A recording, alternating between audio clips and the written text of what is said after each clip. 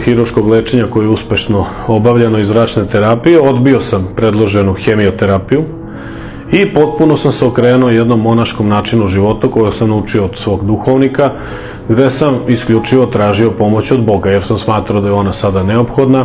Znači, nemate tačnu dijagnozu, dete vam umire pred vašim očima, vi nemate gde drugo da se okrenete. Jednostavno, sam taj put, sva ta dešavanja vode vas do toga da zavapite za Božjom pomoću. Onda smo obišavši sve naše svetinje ovde po Srbiji, Crnoj Gori i Republici Srpskoj, koje su jednostavno kao vid nekog hodočašća bile neophodne da bi se mi približili Bogu, i to da bi trebali da se nekako Svetom Nektariju kao velikom iscelitelju od raka, najpoznatijem možda na Balkanu pored našeg Svetog Vasilija Ostroškog, obratimo za pomoć.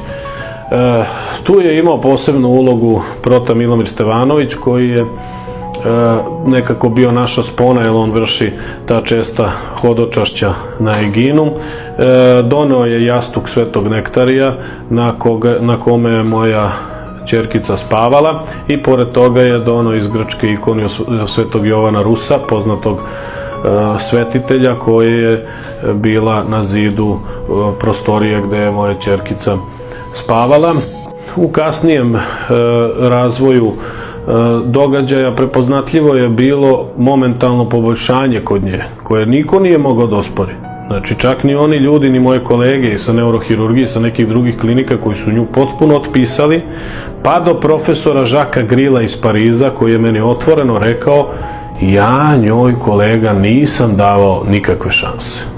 Znači, od tih momenata došli smo do toga da ona sada ide u drugi razred škole, čita, piše, igra, sport, normalno trenira kao i sva druga deca, a imala je maligni tumor u mozgu veličine 7,7 cm. Ali ono što je najvažnije i što bih rekao kao zaključak ovog mog izlaganja je da mi nismo više ista porodica. Mi osjećamo da smo bliži Hristu, ali ne znamo da li smo bolji ljudi. Ja stvarno ne znam da li sam sad bolji čovjek pre ili posle ovoga iskušenja. Ja to ne mogu da procenim, ali da sam bliži Gospodu, to je sigurno.